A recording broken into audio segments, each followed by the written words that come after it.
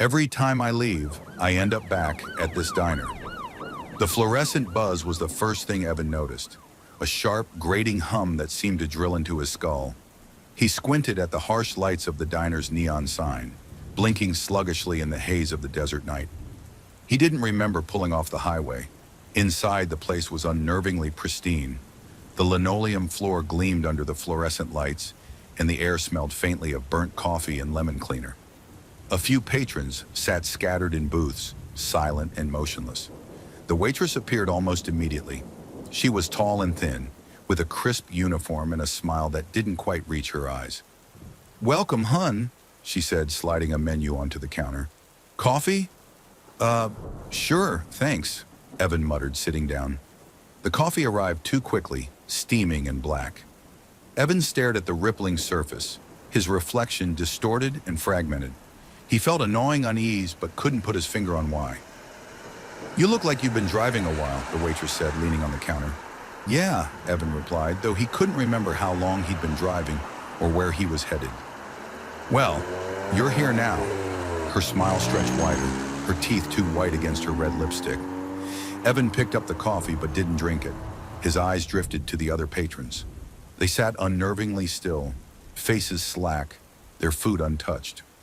One man's hand trembled slightly, but his gaze remained fixed on the window. The waitress noticed him staring. "Don't mind them," she said. "They're just passing through like you." "Passing through where?" Her smile faltered for a fraction of a second. "Drink your coffee, hun. It'll make more sense." Evan pushed the cup away and stood abruptly. He couldn't shake the feeling that he shouldn't be here, that something was horribly wrong. He stepped outside, the night air chilling his skin.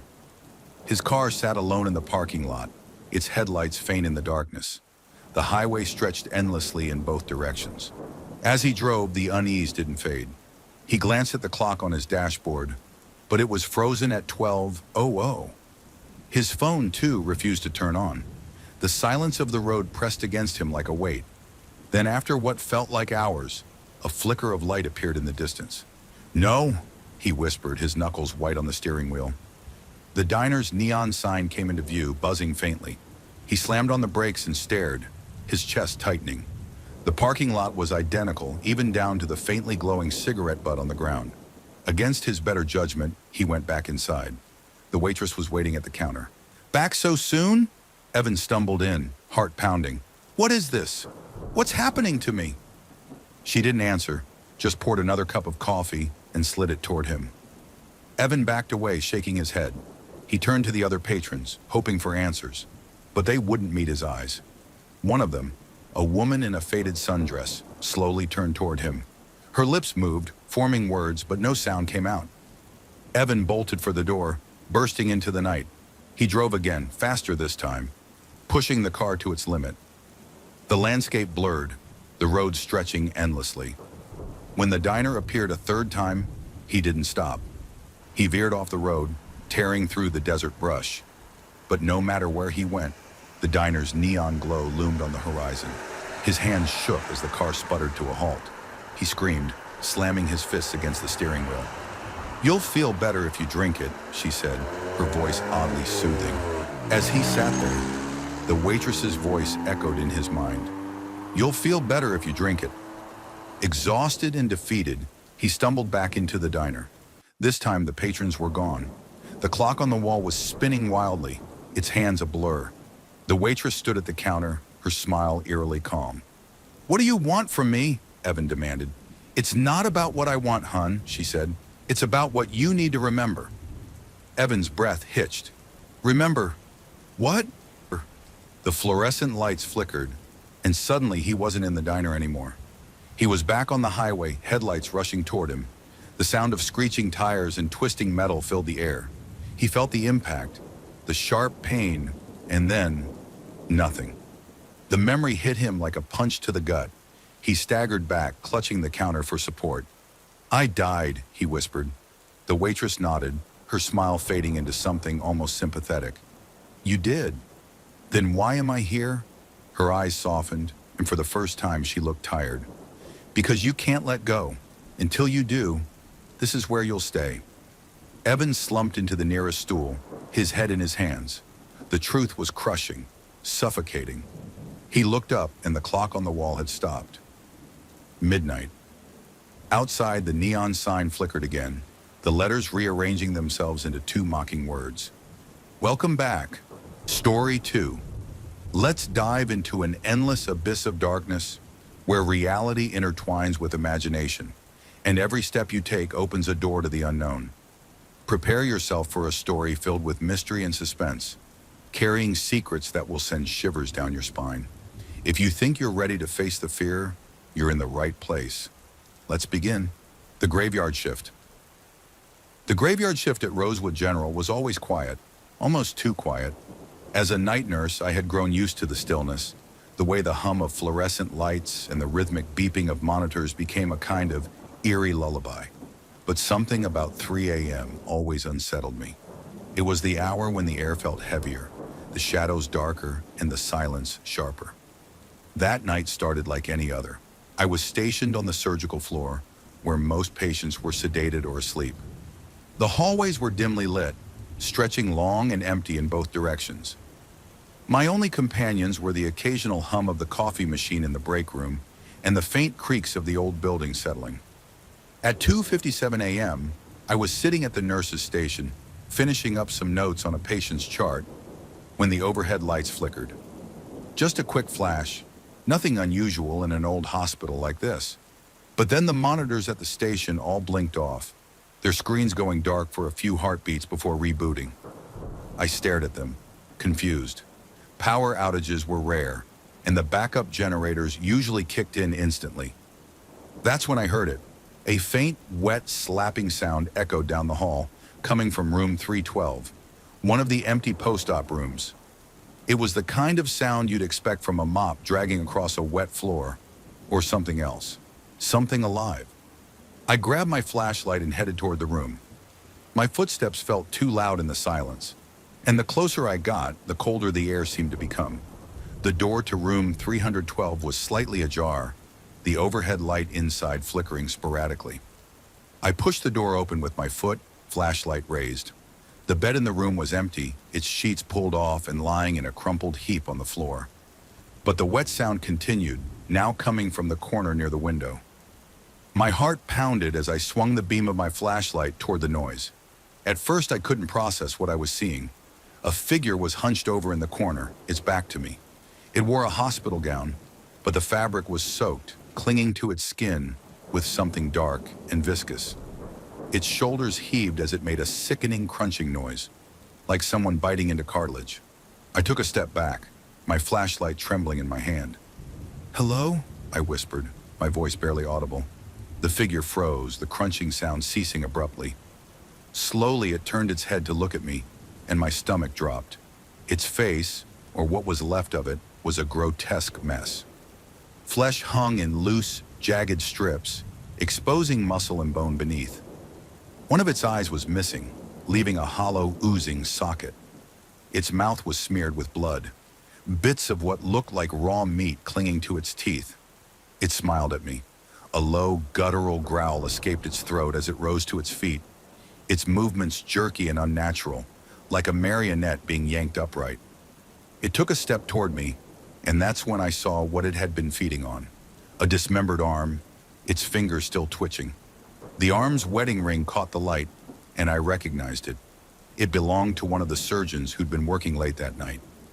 I stumbled back, my flashlight falling from my hand and clattering to the floor. Darkness swallowed the room, and I heard the wet slap of bare feet moving closer. My survival instincts kicked in, and I bolted, running down the hallway as fast as I could. My breathing was ragged, my pulse pounding in my ears. But the thing in room 312 wasn't alone. As I ran, I saw them, shadows flickering in the corners of the hallways, moving with unnatural speed. Figures emerged from patient rooms, their bodies twisted and wrong. One man's torso was split open, his ribcage exposed, yet he moved with purpose, dragging a scalpel along the wall. A woman in a bloodied hospital gown crawled on all fours, her head lolling unnaturally as she giggled, the sound high-pitched and distorted. I made it back to the nurse's station, slamming the door behind me and locking it. My hands shook as I grabbed the phone, dialing security. The line crackled, but no one picked up. All I could hear was static, and then a faint whisper. "They see you." The lights in the station flickered, and when they came back on, I wasn't alone. Standing on the other side of the desk was a figure in scrubs. At first glance, he looked normal. Short hair, a surgical mask, the standard blue uniform. But then I noticed the blood seeping through his mask, dripping onto the floor in slow, deliberate drops. His eyes were black voids, endless and hungry. Before I could scream, he lunged across the desk, grabbing me with hands that felt impossibly cold. His grip was like iron as he pulled me closer, and I could see his mouth beneath the mask. It wasn't human. Rows of sharp, jagged teeth lined his gums, and his jaw unhinged like a snake's. The last thing I saw before everything went dark was his mouth descending toward my face, and the sound of wet chewing filled my ears. When the day shift arrived at 7 a.m., they found the nurse's station empty. The monitors were all off, and the lights in room 312 were still flickering. No one ever saw me again, but sometimes on the graveyard shift, staff have reported hearing footsteps in the hallway and faint whispers at 3 a.m. They say if you listen closely, you can still hear someone calling for help, but you should never go looking. Story 3, if you kill a clown, the clown police will find out. Ralph was a prankster. I don't think you can avoid becoming one if your name is Ralph. His parents cursed him at birth, ensuring he would forever be that guy who everyone wants to invite to the party, but who none of them can trust. I've been the butt of his jokes more times than I can remember. Store-bought gags, elaborate hoaxes, borderline scams. Water balloons, never just full of water. It's weird. Everybody liked Ralph in a group, but nobody liked him one-on-one. I don't know who invited him to Roger and Penelope's housewarming. It was a bad match. A dude who compulsively makes a mess of things just to see people's reactions, in an incredibly expensive, brand new home owned by two rich tight asses. While we're talking about the curse of names, Penelope, really? Did her mother really want to make sure no one would ever take her seriously? She was a natural beauty, never wore much makeup, and never made a fuss about her outfits. Real low maintenance. The name, though? Swing and a miss. The party was a small affair, just the homeowners and a few house guests. Tim was Roger's brother, and of course, Penelope's brother-in-law. I have to mention the second part, despite how obvious it is, because Penelope herself mentioned it at every turn. She grew up with 3 sisters, so finally having a brother was something she was excited about. Tim's kids, Layla and Aaron, were 16 and 13 respectively, just old enough to come to an adult function without completely ruining it, but still young enough to put a major damper on how crazy everyone could get. Their mother went on a corporate retreat, one trust exercise lead to another, and she left to shack up with the head of human resources. Layla was an artsy kid that fed on attention like a patience parasite. Aaron was less demanding of time and would sit in a corner and listen to crime podcasts.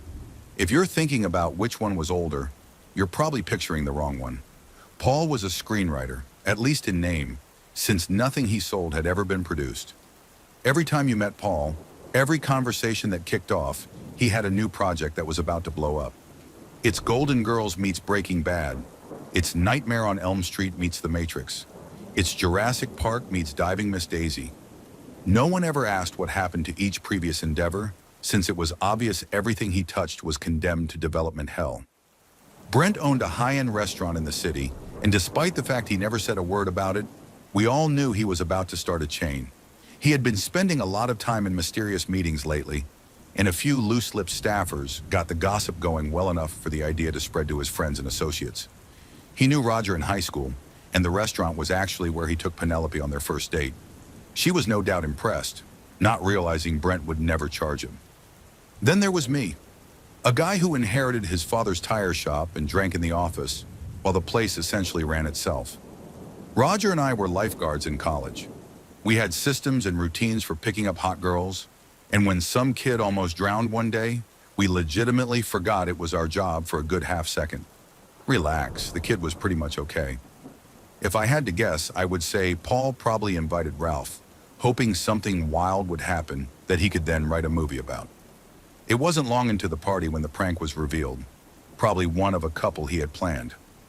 The doorbell rang, despite all the guests being present. Everyone was confused for a moment, other than Aaron, who was by the fireplace listening to the details of a quadruple homicide.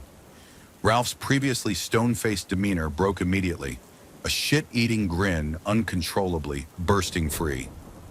"Ralph, what is it?" Roger asked in his usual dry tone. "Why would I know?" Ralph asked through the biggest Cheshire smile you can imagine.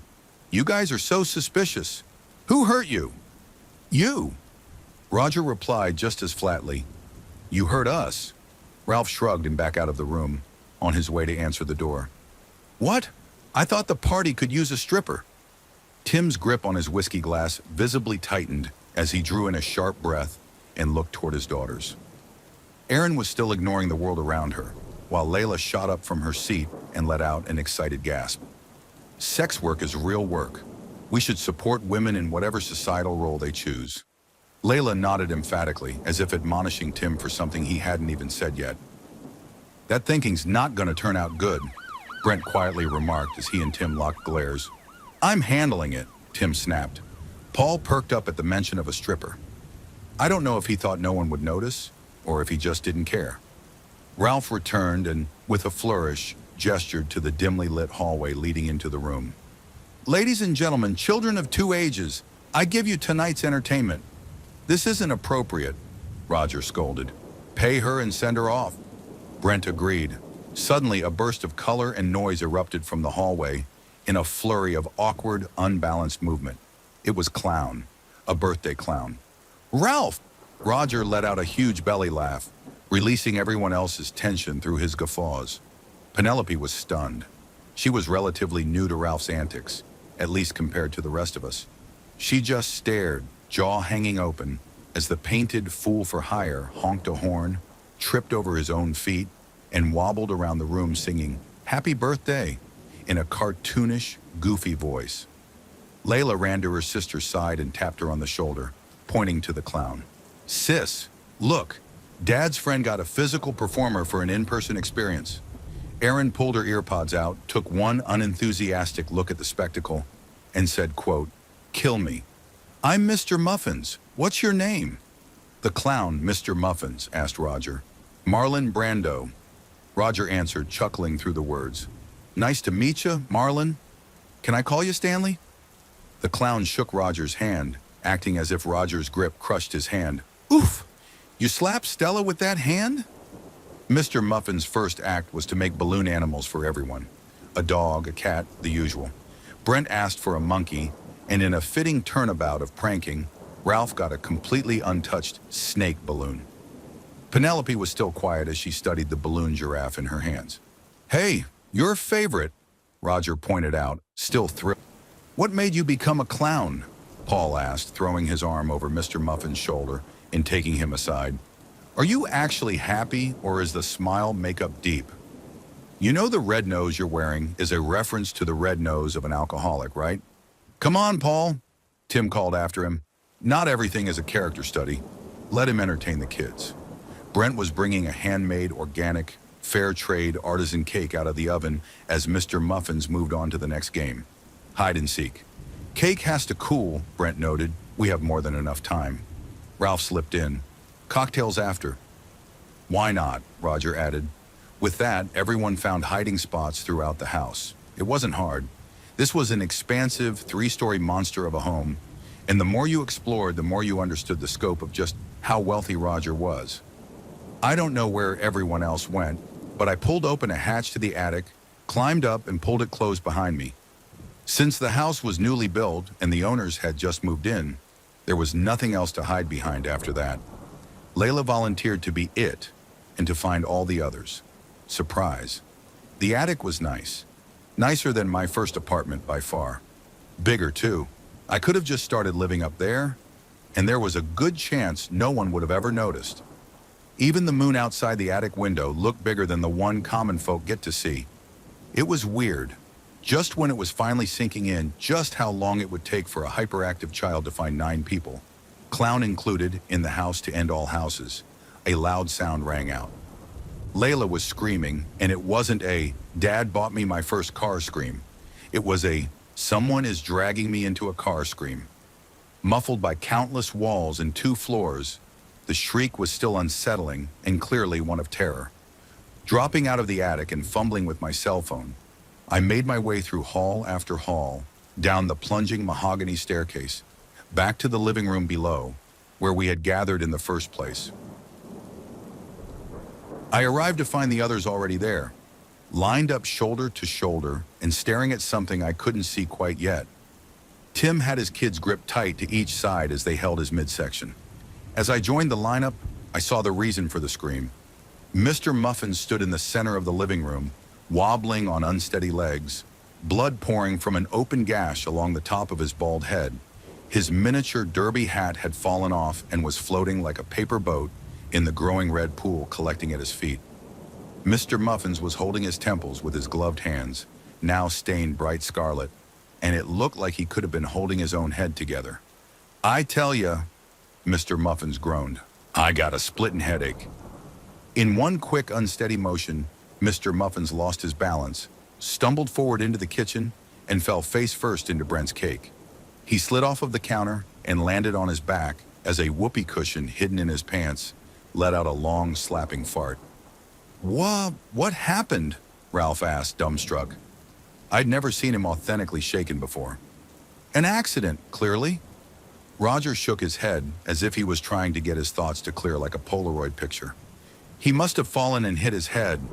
Penelope nodded in agreement, the color gone from her face.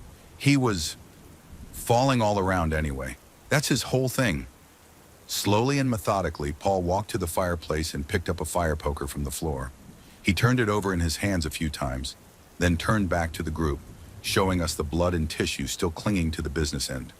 "Guys," Paul croaked, dread audible in his voice, "it's very bad things meets bozo."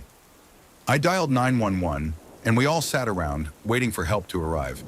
Tim pinned a duvet over the doorway to the kitchen in order to hide the scene from his girls. None of us wanted to ruin any evidence, and we weren't sure if the police would be upset if we left the scene of the crime. "Someone here did this," Aaron said after an impossibly long silence. "Quiet, honey." Tim said, use of the word honey doing nothing to soften the anger in it. "No, like, one of you guys killed that clown. I hope you realize that. We're all sitting with a killer." "That's not true," Penelope chimed in, all but in tears. "It's just not. Someone could have broken in. Or maybe he did it himself. He bashed his own brains in with an iron rod." Aaron smirked, oozing sarcasm. "A show-stopping trick, but he can only do it once." "He might have. The funniest people are the most depressed," Paul helpfully explained, taking a sip from a drink held with 2 shaking hands. I expected to hear sirens at that point, but instead a musical tune filled the night just outside. It sounded like it was being played through a broken, rattling speaker. "Ooh!" Layla perked up. "Ice cream?" Everyone jumped with a start as we heard the front door being kicked in suddenly. "Put your hands up, girls," Tim frantically commanded, before shouting out into the hall. "We're unarmed and there are children here. We don't know what happened." Seeing 2 kids put their hands far above their heads, arms extended at full length into the air, made me more afraid than anything else that night. I couldn't imagine what Tim was feeling at that moment. Heavy boot steps echoed through the hall, walking slowly and confidently. It wasn't a match for the situation. "You're paying for that door. We could have let you in." Roger all but shouted, "Stop!" Penelope whispered loudly, "Just do what he says." A single police officer walked into the room, and as we took in the sight of him, some of us started to laugh again. His uniform was a deep purple, but otherwise it seemed to strictly adhere to regulation. His face was painted up, white grease paint, a red circle around his left eye, and a blue one around his right. His bulbous clown nose must have had an LED light inside, as it also flashed red and blue. On his belt, in a holster, was a rubber chicken. Everyone put their hands down in unison. "All right, what seems to be the problem?" the clown cop boomed in a gruff voice. "I hear there's a clown down." "Oh my God," Brent sat back in his seat and let out a hot breath. You had us so scared. Ralph, you're insane. This is too much. Ralph looked to Brent, then to the clown cop, then to me for some reason, then back to Brent. I swear, he explained, I have no idea what's going on. This is way beyond my capabilities as a jokester. Quiet. The clown cop paced a bit in front of us, his boots clacking against the hardwood floor. At this time, I must inform you that you are being detained. You are not under arrest, but you also may not leave, and I'm going to ask you all to remain seated. This is absurd. Penelope folded her arms and made a skeptical face. The clown cop slowly walked to the duvet doorway and, pulling the cloth aside, peered into the kitchen. With his back to us, I could see the very prominent "Kick Me" sign taped between his shoulder blades. Absurd? He didn't even turn to face us. A dead clown, a murder victim, is absurd to you. Aaron turned to Tim and, with a steely and unflappable tone, gave him a lesson in clown-based murder lore. John Wayne Gacy didn't work alone either. The clown cop, now standing in front of us again, took the radio from his belt and spoke into it. Yeah, we got a possible cool-ricide. I'm here and I have the clown scene locked down. Looks to be a party. Victim must be a performer. Way too many old fat people, though. Something's not adding up. As soon as he let go of the radio's button, a squawking response of various fart noises answered him back. Brent stood up suddenly, much to everyone's dismay. Penelope gasped into her hands. Well, sorry to be so upfront, officer, or whoever you are, but if you're looking for a killer, it couldn't have been me. The clown cop stroked his chin and furrowed his brow at Brent.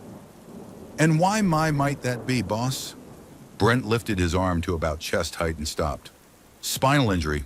When I was at Chef Collage, a stack of pans fell on me. Haven't been able to lift my arms over my head ever since. No way I could have raised the weapon high enough to bash that clown on the head. The clown cop reached deep into his pants, drew out a red and white striped baton, and walked up to Brent, clearly skeptical. He put the baton to each of Brent's elbows, one after the other, and pushed upward a bit. Still, Brent's arms didn't raise any higher than they had been. I see, he mused. The clown cop turned to the fireplace, took note of the bloody poker Paul had leaned against the wall, then turned back to Brent. That's the murder weapon, then? We all nodded. The clown cop soon nodded along as well. I believe you. Brent turned to the rest of us, his back to the clown. See? It's just that easy. Behind him, the clown cop reached into his own pants again, pulling out a length of wood, a handle, an axe. Before any of us could fully comprehend what we were even looking at, the clown cop spun in place several times and took a huge swing. It was surprisingly silent in the room as Brent's still smug-looking head tumbled from his shoulders and rolled across the carpet. We heard the smack, the splatter, the thud, all before the first person started screaming.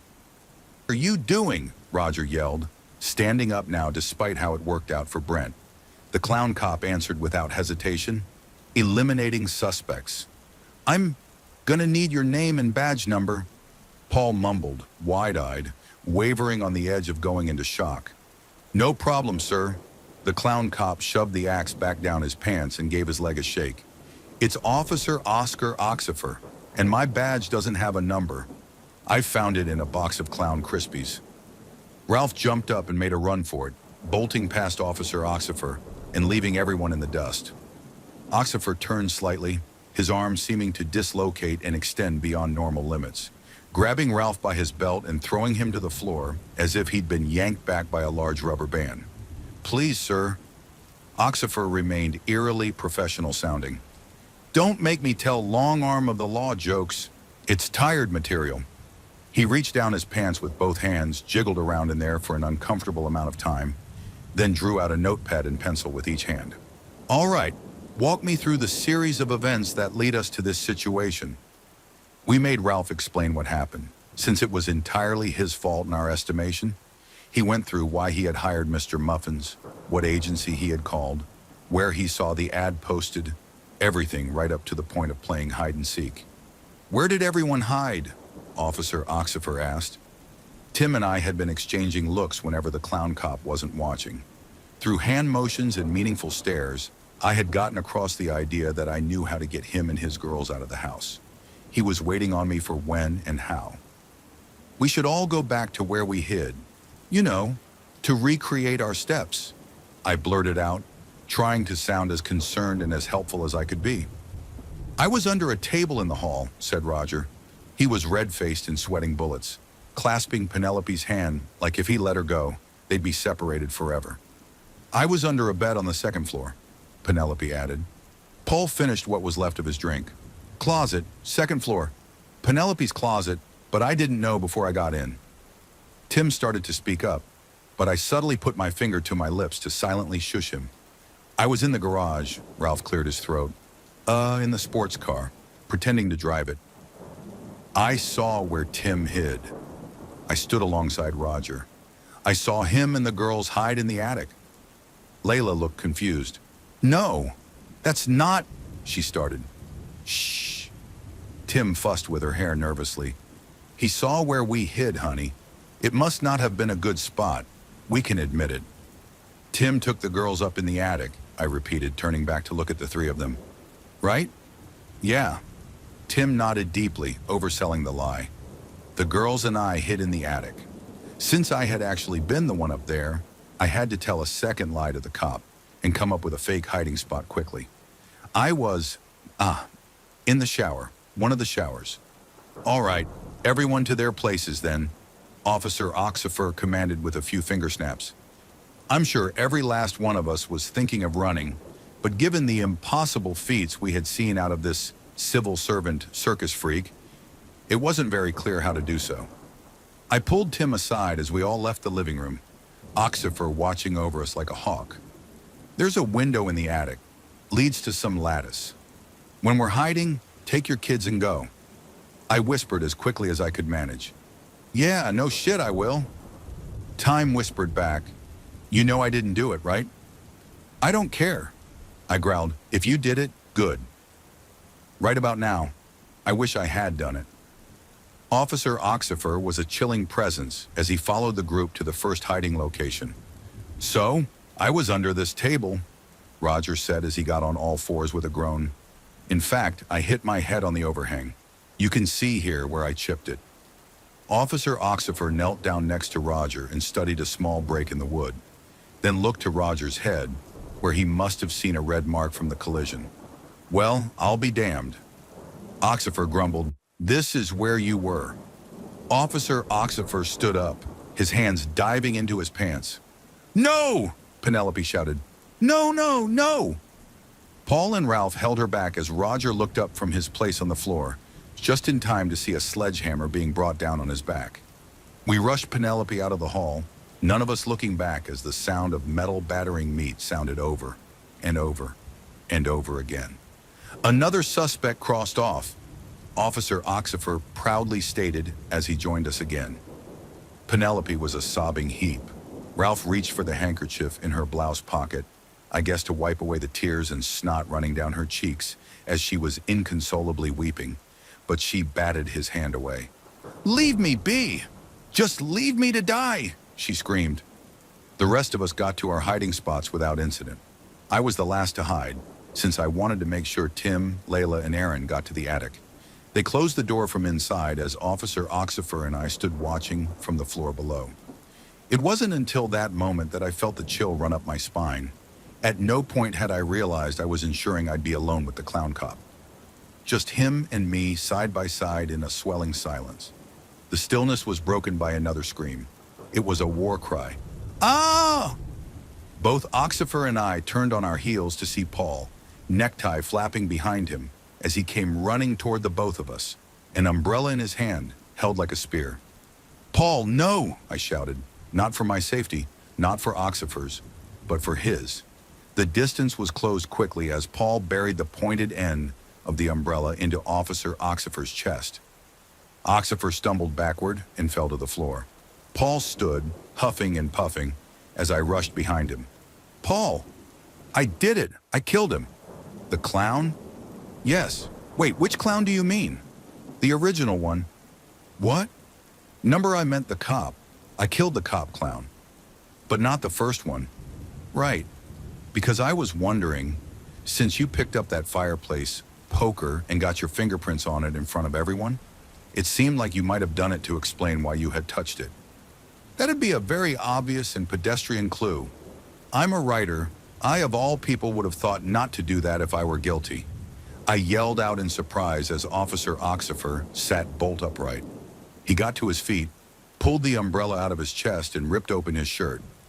Right there below the cloth was a thick black square of body armor with yellow block letters that read, "Umbrella-proof vest." With a blindingly quick throw, Oxifer launched the umbrella straight through Paul's neck, lodging it in his throat and stopping his death scream with a wet glug sound, releasing a spray of blood. The umbrella opened behind his head, and he fell backward to the floor. Officer Oxifer gathered his wits and focused his attention back on me. "So you were in a shower?" I looked around at the blood spatter marking the walls, the art around me, a porcelain giraffe, a landscape painting of an open grassland, little wood carvings of exotic animals. "No," I admitted. "I want immunity," I clarified. "Immunity from what?" "You. Are you actually asking me that? You. You want immunity in return for what, exactly?" I took a deep breath, fully feeling the weight of yet another life on my shoulders. "I know who killed Mr. Muffins." Oxifer reached into his pants again. I was cornered. He stood between me and the hall, and a wall stood behind me. Before I could start begging for my life, he pulled out a tremendous stack of paperwork. "Sign this," he said, handing me a suspiciously warm pen. I did as I was told. There was no way I could go over everything. There were hundreds of pages, so I didn't even start reading. As I scribbled out my name, Oxifer spoke. "I am prepared to offer immunity to yourself and the remaining innocent parties, should you in fact provide information leading to the brutal slaughter of the perpetrator in this case." I lead the way as we proceeded into yet another of the many rooms of the house. "Come out," I said coldly. My brain told me I was doing the right thing, but my stomach told me I was a disgusting traitor who should be throwing up. Penelope slid out from under the bed. "What's going on?" she asked timidly. "Drop the act." I had decided on the walk there that I had to harden my heart and not give an inch of sympathy.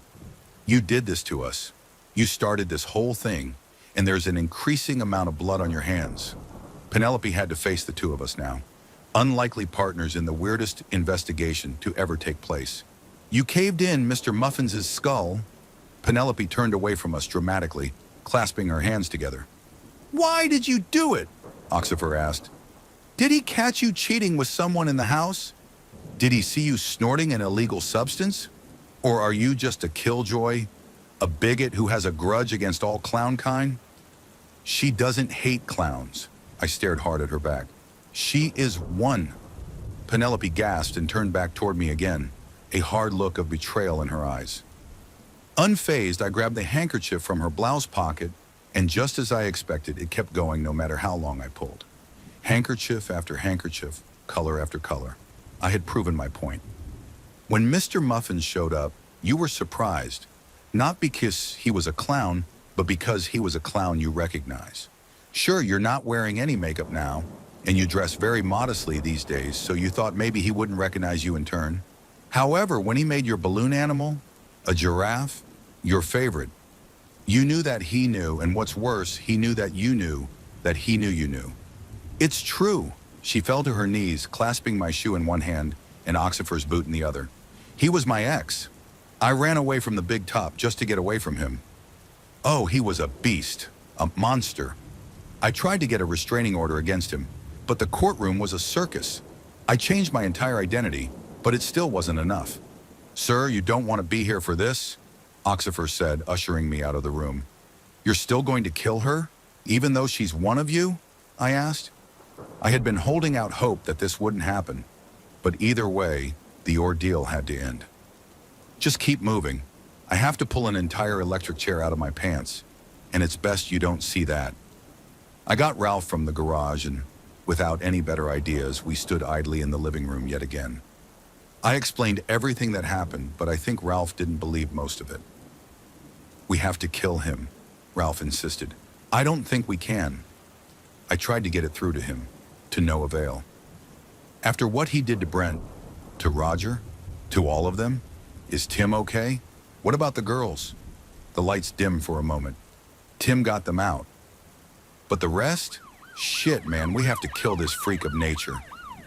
I watched passively as Ralph unpinned the duvet and made the flaming shots he had been wanting all evening. Though he kept the alcohol in the bottles and stuffed the necks with rags. I think that, even though this was all way out of control, even though none of us could have expected any of it, and even though Penelope had been the instigator, Ralph still felt guilty as hell since his prank had kicked everything off. I stood on the sidelines as Officer Oxifer came downstairs and marched into the room. Ralph was behind the center island in the kitchen, like a soldier taking cover. Oxifer surveyed the room slowly, then spotted us. "All right, I have to take you Clowntown to be debriefed. Don't worry, you'll get your briefs back after." As the first bottle sailed through the air, all I could think was that the light of the flame made the home feel more rustic and welcoming. Like a booze-scented candle, I guess. Oxifer went up in flames instantly, engulfed from his flammable police hat to his flammable police boots. He didn't scream as the bottles continued to smash on and around him. Instead, he let out a series of comedic exclamations as his burning silhouette flailed around the room. "Oh no, the sofa!" he shouted as he fell onto it, setting it aflame. "Oh God, the curtains!" he shouted as he stumbled and wound himself up in them, spreading the flames to the ceiling. "Goodness, the minibar!" he shouted, falling over and toppling it, burning alcohol spattering everywhere. "Let's go!" I grabbed Ralph by the arm as he lifted yet another wholly unnecessary bottle in an attempt to light it. "I think you did it." On the front lawn, Ralph and I met up with Tim and the girls. The light of the raging fire that was overtaking the house lit the yard up like it was midday as we all stared on in numb horror. A siren rose in the distance, and before long a fire truck screeched to a halt nearby. A jumble of clowns fell out of the fire truck. Firefighting uniforms in every color but red. Face paint running with sweat. After a series of antics and pratfalls, they finally got the fire hose out and pointed. "Someone is watching me. I'm starting to think it's my ex." Part 1 series. I don't even know how to explain what's been happening. It started out so small, little things I could brush off, until I couldn't. And now I feel like I'm being watched everywhere I go. I think someone's stalking me. At first I thought I was imagining it. I'd noticed things that felt off. A follower request from an account I didn't recognize. A text message that didn't make sense. I brushed it off because, honestly, what else was I supposed to do? But now it's clear.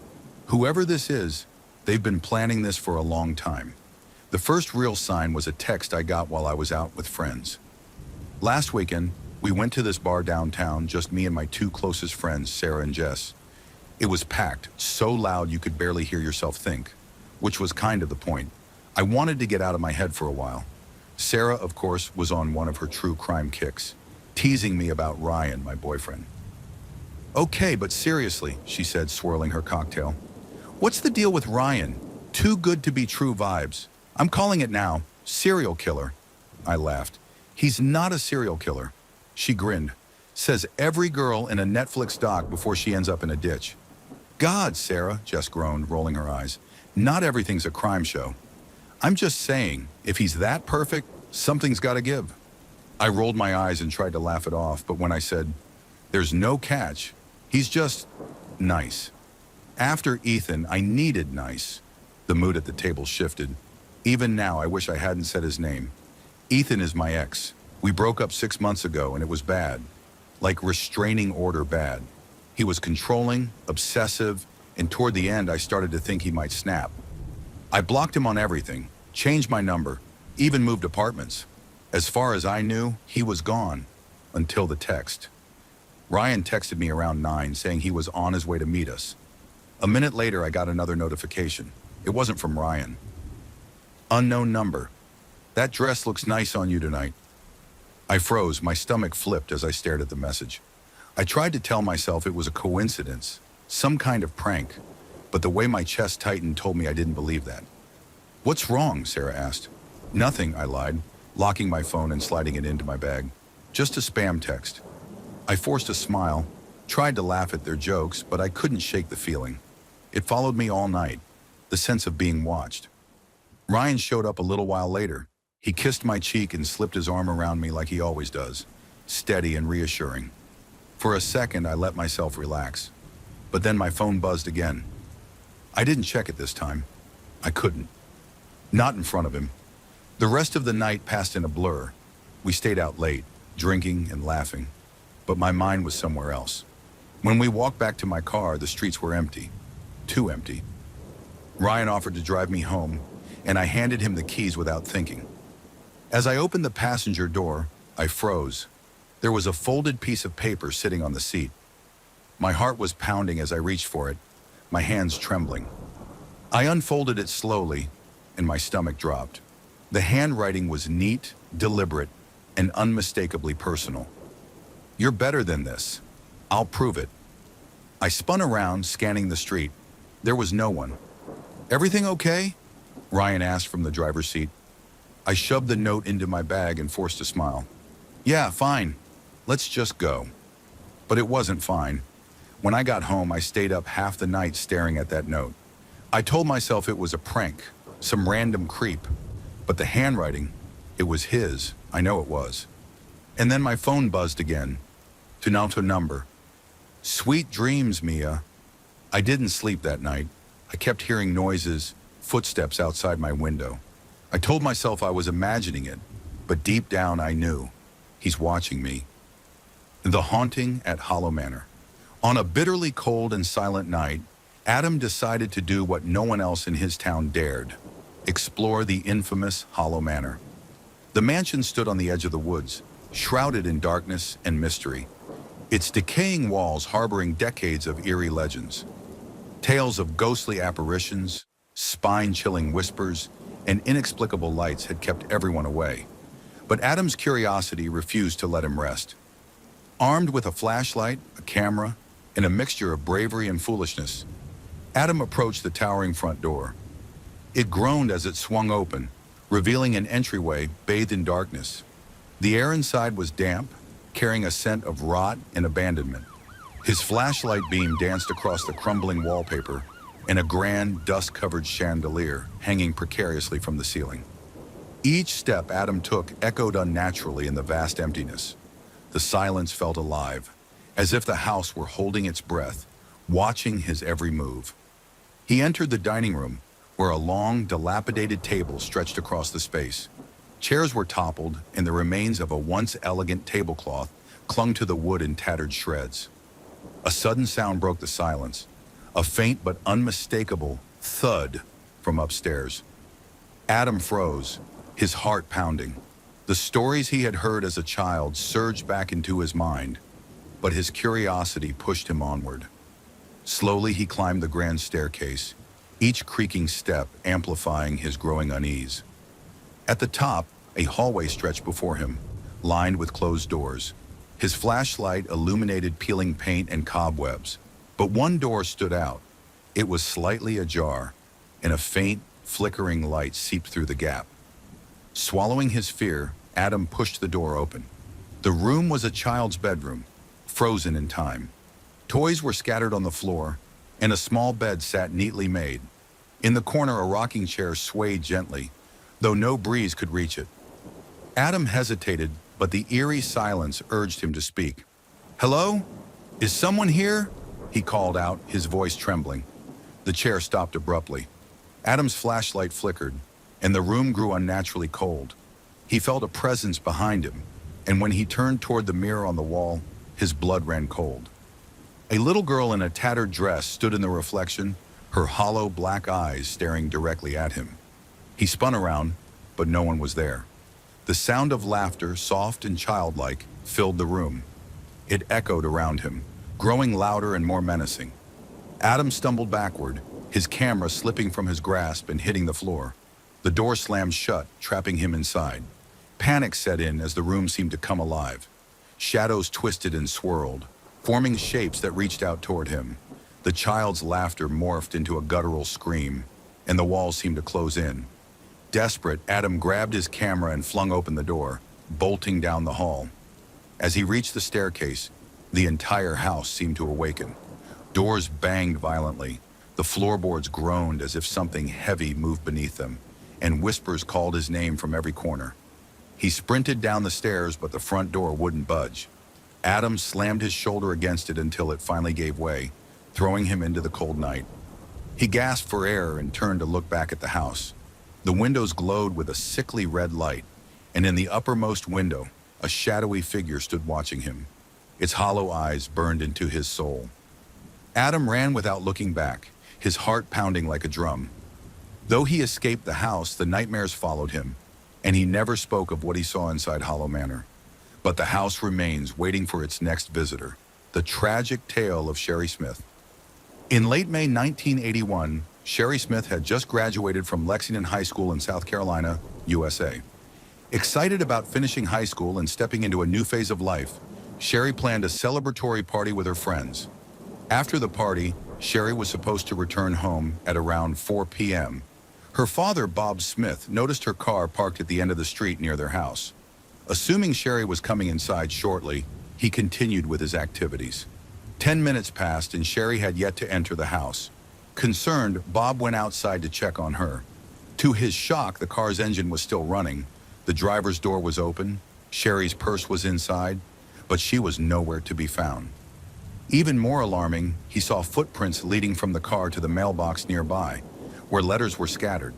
The footprints showed no return path, raising fears that Sherry had been abducted. Bob immediately alerted the police, explaining that Sherry wouldn't leave her car running with her belongings inside. Adding to their worry, Sherry had diabetes and required her medication, which was still in the car. When investigators arrived, they theorized that Sherry had exited the car to check the mailbox and was kidnapped. Despite an intensive search, no clues emerged. 2 days later, an eerie phone call broke the silence. A distorted voice claimed Sherry was safe, watching TV and in good health. The caller mentioned a crucial letter that would soon arrive in the mail. Police traced the call to a payphone 20 miles, 32 kilometers away, but found no one when they arrived. The next morning, investigators rushed to the main post office and retrieved a letter addressed to Sherry's family. The handwritten letter bore the title, The Last Will and Testament. Written as if by Sherry herself, the note expressed love for her family and urged them to stay strong. It also contained a chilling request. She asked to be buried in a closed casket, suggesting she knew her death was imminent. Handwriting analysis confirmed the letter was written by Sherry. Her family was devastated, yet the police remained determined. The same day, the kidnapper called again. This time, he asked Sherry's mother if she now believed him. When she expressed doubt, he ominously stated she would soon hear from Sherry. He also demanded that police halt their search efforts. In subsequent calls, the abductor's comments grew more disturbing. He claimed, "Sherry is now a part of me, mentally and physically." Police suspected the caller was mentally unstable, possibly suffering from delusions or megalomania. A few days later, the kidnapper finally gave specific information, providing an address where Sherry's body could be found. The location turned out to be a building with a white frame, just as described. Tragically, Sherry's lifeless body was discovered there. The autopsy revealed she had been dead for 4 days, meaning she was killed mere hours after her abduction. The timeline matched the drafting of the letter sent to her family. With local authorities overwhelmed, the FBI was called in. They developed a criminal profile suggesting the perpetrator was a white male, 20 to 30 years old, overweight, unattractive, and intelligent. They also speculated he had technical expertise, given his ability to alter his voice. Unfortunately, their prediction that the killer might strike again proved accurate. Not long after Sherry's case, a 10-year-old girl was abducted and killed under eerily similar circumstances. Her family also received a call revealing where her body could be found. Desperate for leads, investigators re-examined Sherry's handwritten letter using an electrostatic detection apparatus. This device revealed faint impressions of a phone number on the notepad used to write the letter. Although one digit was missing, police tested various combinations until they reached a valid number. The number led to a family named Shepard, who had recently been on vacation. They revealed that a man named Larry Gene Bell had been house-sitting for them during their trip. When police played the recorded calls for the Shepards, they immediately identified the voice as Larry's. Further investigation revealed Larry matched the criminal profile almost perfectly. Although he denied involvement, hair samples found at the Shepards' house matched Sherry's. In June 1985, Larry was arrested and charged with the murders of Sherry Smith and the 10-year-old girl. During questioning, Larry made bizarre statements like, "The Mona Lisa is a man," and "Silence is golden." Despite his erratic behavior, Larry was convicted and sentenced to death. He spent 10 years on death row before being executed in 1996. Choosing the electric chair over lethal injection, Larry met his end on October 4th, leaving behind a trail of unanswered questions and grief for the families he shattered. The case we're discussing today has been classified by the FBI as one of the most challenging ever, so much so that the FBI turned to the public for help in solving it. You might think this case is recent and packed with events. Well, it does have many twists, so let's dive in. Our story revolves around Ricky McCormick, whose body was discovered under very mysterious circumstances in 1999. Police found his corpse in a cornfield 20 miles, about 32 kilometers from his home. This alone puzzled the police. How did his body end up there? Ricky was struggling financially, didn't own a car, and there was no public transportation to the area where he was found. It was clear Ricky hadn't gotten there on his own. So how did he end up in that field? Unfortunately, by the time police found the body, it was badly decomposed, making it impossible to determine the cause of death. As I said, this case is highly complex. The body showed no obvious injuries or signs of how Ricky might have died, but police were certain it was murder. Why?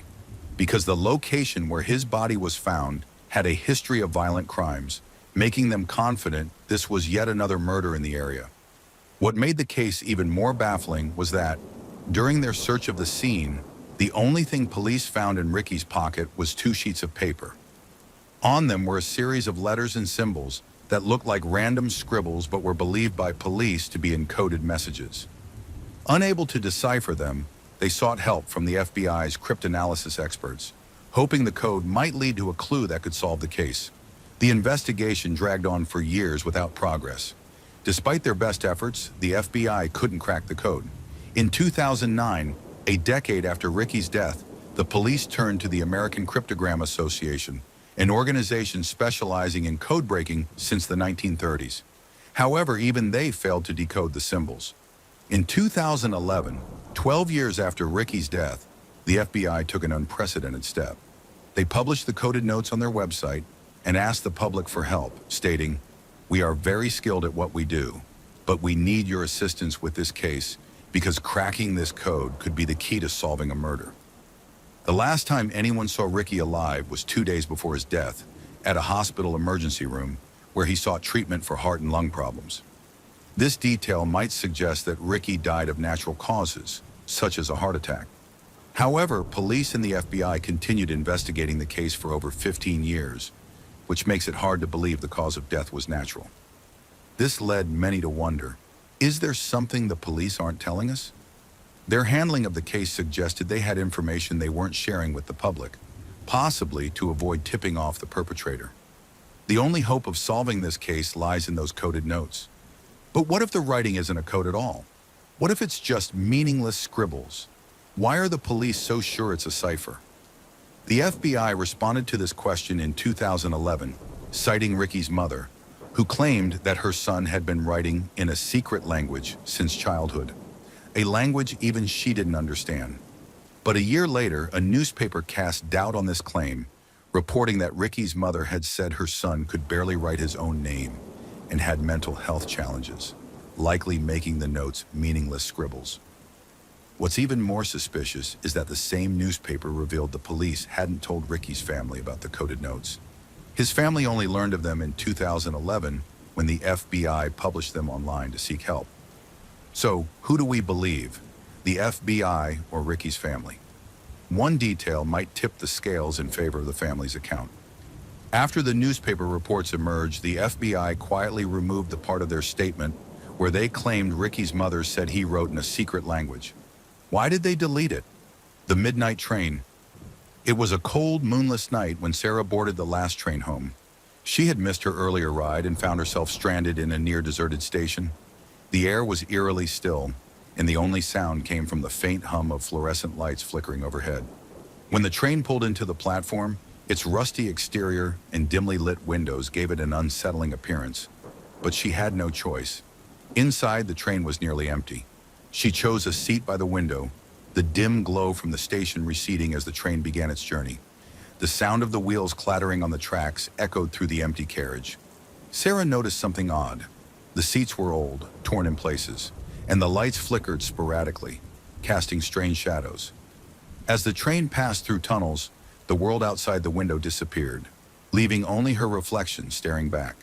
But something about the reflection felt off. She could swear she saw movement, someone or something sitting in the seats behind her. She turned around quickly. Nothing. The carriage was empty except for her. Dismissing it as her imagination, Sarah decided to distract herself. She pulled out her phone, but there was no signal. When she glanced at the time, her phone's clock was stuck at 12:03 a.m., the exact moment she had boarded the train. Moments later, the lights in the carriage went out completely, plunging her into darkness. The train slowed to a halt. Looking out the window, she saw nothing but blackness. No stations, no lights, no signs of life. Panic began to set in. Suddenly, a faint whisper broke the silence. It came from behind her. "Why are you here?" Sarah froze, her heart pounding. She turned her head slowly, and in the dim light from a passing tunnel, she saw him. A man dressed in old-fashioned clothes sitting a few rows behind her. His pale face was expressionless, and his eyes seemed hollow. I'm going home," she stammered, her voice trembling. "This train," he said, his voice barely audible, "does not go home." Before she could respond, the lights flickered back on, and the man vanished. The train jerked forward, moving faster than before, the force pinning her to her seat.